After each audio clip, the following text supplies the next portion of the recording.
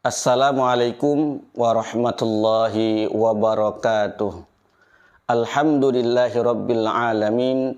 Wassalatu wassalamu ala asrafil anbiya'i wal mursalin. Sayyidina wa maulana Muhammadin wa ala alihi wa sahbihi ajma'in, amma ba'du. Pemirsa MMI Media Channel dimanapun berada rahimakumullah. Baik, kali ini kita akan membahas tentang hadis budak jariyah. Hadis ini menjadi salah satu dalil atau hujjah bagi kaum-kaum Wahabi dalam menetapkan Allah bertempat di atas langit.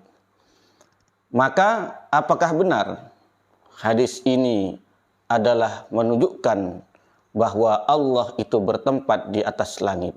Mari kita kupas hadis budak perempuan atau hadis jariyah. Kita langsung kepada matan hadisnya yang diriwayatkan oleh Imam Muslim. Faqala laha aina Allah? Qalat bis sama. Wa qala man ana? Qalat anta Rasulullah. Qala a'tiqha fa innaha mu'minatun. Yang artinya Rasulullah sallallahu alaihi wasallam bertanya kepada budak perempuan, di mana Allah? Maka budak perempuan itu menjawab, di langit. Lalu Rasul bertanya kembali, siapa aku? Kemudian dia menjawab, engkau adalah Rasulullah. Maka Rasulullah bersabda, merdekakanlah dia karena dia adalah seorang mukminah atau perempuan mukmin. Ini adalah matan hadis jariyah yang diriwayatkan oleh Imam Muslim dalam kitab Sahihnya. Kemudian kita lihat kepada riwayat yang diriwayatkan oleh Imam Ahmad. Kita langsung ke matannya. Faqala laha mar rabbuki? Faqalat Allah. Qala faman ana? Qalat Rasulullah. Qala a'tiqha fa innaha mu'minatun. Dalam redaksi yang diriwayatkan oleh Imam Ahmad ini berbeda dengan riwayat redaksi dari Imam Muslim tadi. Dalam riwayat ini pertanyaannya bukan di mana Allah, tetapi mar rabbuki, siapa Tuhanmu. Masih banyak lagi riwayat-riwayat hadis jariyah yang diriwayatkan oleh imam-imam hadis, di antaranya Imam Abu Daud, Imam Baihaqi dan lain-lainnya. Imam Al-Bukhari juga meriwayatkan hadis ini, tetapi tidak diriwayatkan di dalam kitab Sahihnya, namun ia meriwayatkan dalam kitabnya yang lain. Selanjutnya, setelah kita mengetahui berbagai macam matan hadis, setidaknya 2 matan hadis jariyah tadi sudah kita baca. Bagaimana para salafus soleh ketika berinteraksi, ketika beliau memahami hadis jariyah tersebut. Imam Asy-Syafi'i selaku imam mazhab ahli sunnah wal jamaah.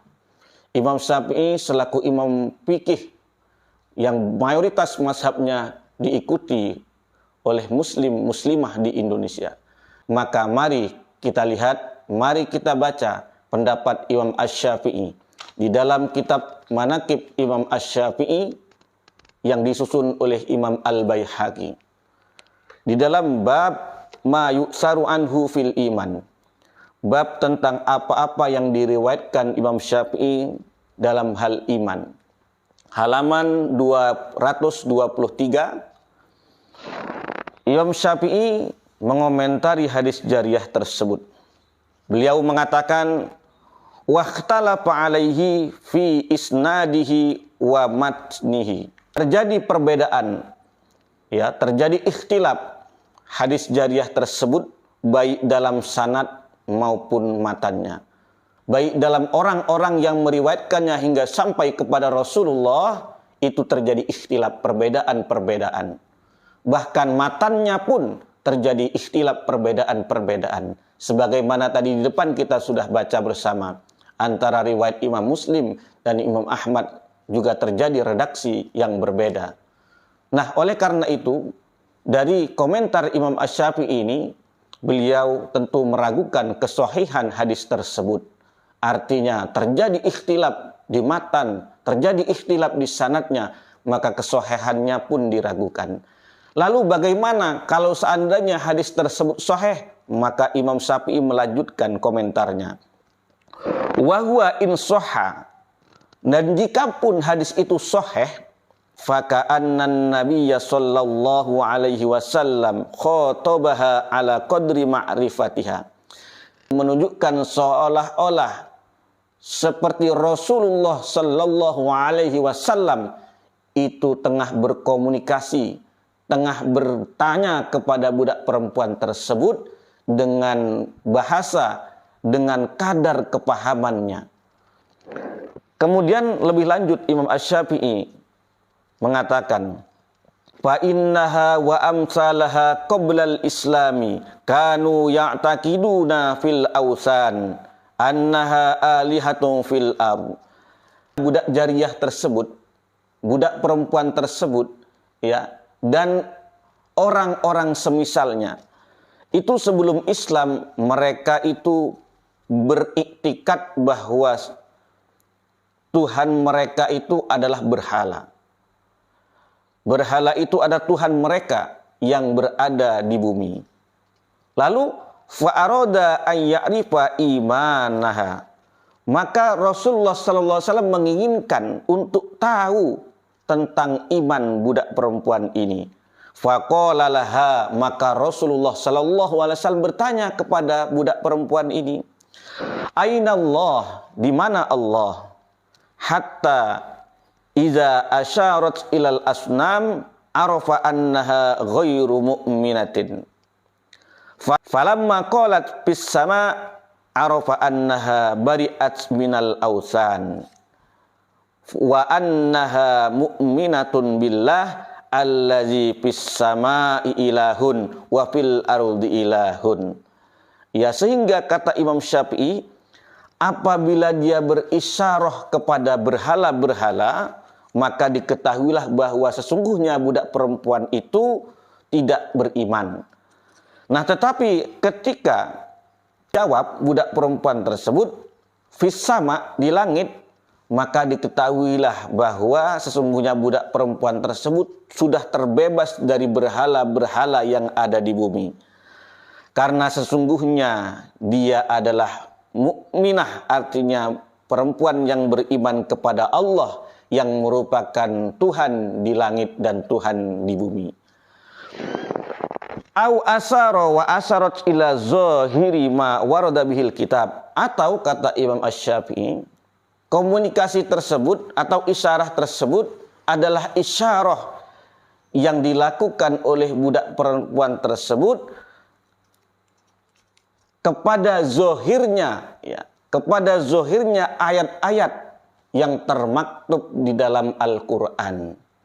Artinya apa? Ketika berisyarah, dia itu berisyarah ke langit, itu adalah isyarah yang dilakukan dalam memahami zohirnya ayat-ayat di dalam Al-Quran.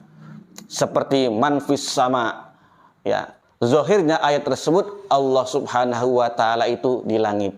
Oleh karena itu budak perempuan ini berisyarah dengan menunjuk langit atau mengatakan langit, karena pengetahuannya yang awam terhadap tauhid, pengetahuannya yang awam terhadap akidah, jadi dia memahami zahir ayat dan berisyarah kepada langit.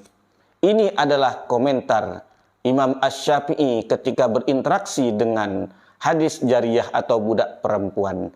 Jadi pun sahih, maka Imam Asy-Syafi'i mengatakan hadis ini harus dipahami dengan benar.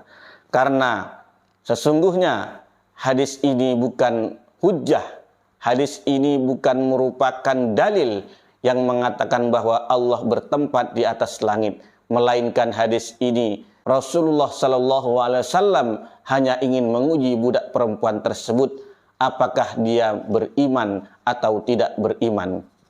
Oleh karena itu, salafus soleh berpandangan seperti Imam Asy-Syafi'i adalah orang-orang yang lurus dalam akidahnya, yakni akidah ahli sunnah wal jamaah.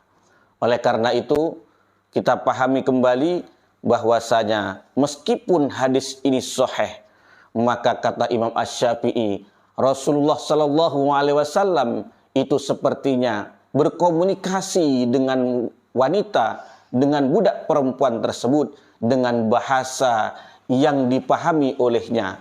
Karena budak perempuan tersebut, ya, dan semisalnya itu sebelum Islam dia menyembah berhala-berhala yang mereka yakini sebagai Tuhan yang berada di bumi.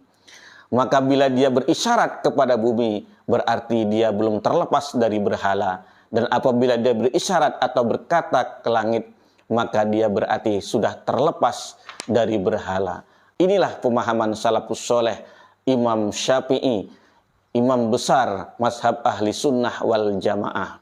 Oleh karena itu, mari kita ikuti Imam Asy-Syafi'i dalam beriktikad, dalam mengimani sifat-sifat Allah sebagaimana yang disampaikan oleh Allah, tetapi secara makna hakikat menyerahkan maknanya kepada Allah Subhanahu wa Ta'ala. Karena Allah ada tanpa membutuhkan tempat. Allah ada sebelum semua tempat ia ciptakan. Setelah ia menciptakan tempat, ia sebagaimana sejak azali yang tidak membutuhkan kepada tempat.